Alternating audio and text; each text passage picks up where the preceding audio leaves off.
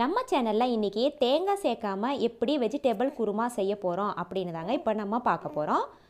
அதுக்கு நான் இன்றைக்கி 3 டேபிள் ஸ்பூன் அளவுக்கு பொட்டுக்கடலை எடுத்திருக்கேன். பொட்டுக்கடலை ஸ்கிப் பண்ணாமல் எடுத்துக்கோங்க, இந்த குருமாவுக்கு அதுதான் ரொம்பவே முக்கியமானது. அதுக்கடுத்து 1/4 டீஸ்பூன் அளவுக்கு கசகசா, 10 பல் பூண்டு, ஒரு சின்ன துண்டு இஞ்சி, 1/2 டேபிள் ஸ்பூன் அளவுக்கு சோம்பு எடுத்துக்கோங்க. சோம்பு ஸ்கிப் பண்ணாமல் சேர்த்துக்கோங்க. 2 கிராம்பு, கொஞ்சமாக பட்டை.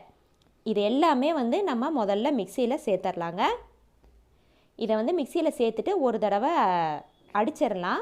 இது கூடவே தக்காளி சேர்த்து அடிக்கணுங்க. ஃபஸ்ட்டு இதை நம்ம அடிச்சுட்டு அதுக்கப்புறம் தக்காளி சேர்த்துட்டு நம்ம அடிச்சுக்கணும். ஃபஸ்ட்டே நம்ம தக்காளி சேர்த்து அடிச்சிட்டோம்னா அது சரியாக நமக்கு மைய அரைஞ்சு வராது. இதை அரைச்சிட்டு வந்துடலாம்.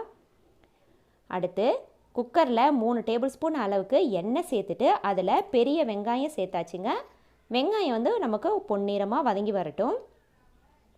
இப்போது பொன்னிறமாக வதங்கி வந்ததுக்கப்புறம் இதில் கேரட், பீன்ஸ், உருளைக்கிழங்கு இது மூணுமே சின்ன சின்னதாக நம்ம கட் பண்ணிவிட்டு சேர்த்துக்கலாம். இது குக்கர்லேயே செய்யுங்க. அந்த குக்கர்லேயே செய்யும் போது அது ஒரு டிஃப்ரெண்ட் ஒரு டேஸ்ட்டாக இருக்கும். நமக்கு காய் சீக்கிரமாகவே வெந்துடும். இப்போ காய் சேர்த்துட்டு இது ஓரளவுக்கு வெந்துருச்சு இல்லையா, இதில் நம்ம பொடியெல்லாம் ஆட் பண்ணிக்கலாம். மஞ்சத்தூள், மிளகாய்த்தூள் நான் உங்களுக்கு காரத்துக்கு தகுந்த மாதிரி நீங்கள் சேர்த்துக்கோங்க. நான் 1/2 டேபிள் ஸ்பூன் அளவுக்கு மிளகாய்த்தூள், மல்லித்தூள் சேர்த்துட்டு இதை நல்லா வதக்கி விட்டுறேன். இப்போ இந்த பச்சை வாசனையெல்லாம் போனதுக்கப்புறம் இப்போ நம்ம அரைச்சிட்டு வந்தோம் இல்லையா அந்த பேஸ்ட்டு, அதை இதில் சேர்த்துடலாம். இது எல்லாமே நம்ம அரைச்சி சேர்க்கும் போது குழம்பு நமக்கு டேஸ்ட்டும் கிடைக்கும், அதே நேரத்தில் நல்லா கெட்டியாகவும் கிடைக்கும். இப்போ அந்த பேஸ்ட்டையும் சேர்த்து சிம்லேயே வச்சு நான் 1 நிமிஷம் மட்டும் நான் வதக்கி விட்டுருக்கேங்க. கைவிடாமல் வதக்கி விடணும், இல்லைன்னா அடிப்பிடிக்கும். வதக்கி விட்டுட்டு இந்த குருமாவுக்கு தேவையான உப்பையும் சேர்த்து விட்டுருங்க. அதுக்கப்புறம் இந்த குருமாவுக்கு தேவையான தண்ணீரும் சேர்த்து விட்டுறணும். தண்ணி பார்த்திங்கன்னா ஒரு அளவுக்கே சேர்த்துக்கோங்க, ஏன்னா குருமா நமக்கு கெட்டியாக தான் இருக்கணும்.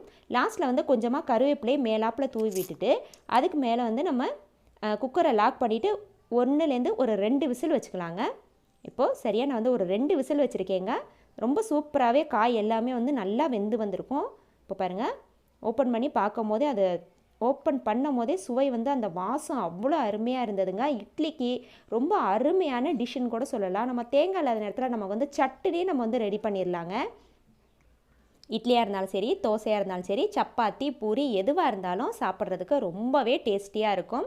கண்டிப்பாக நீங்கள் ஒன்ஸ் இதை நீங்கள் வீட்டில் ட்ரை பண்ணி பாருங்கள். ட்ரை பண்ணி பார்த்துட்டு எப்படி இருந்ததுன்னு கமெண்ட்ஸ்லையும் என் கூட ஷேர் பண்ணிக்கோங்க. நம்ம அடுத்த வீடியோவிலே சந்திக்கலாம். நன்றி.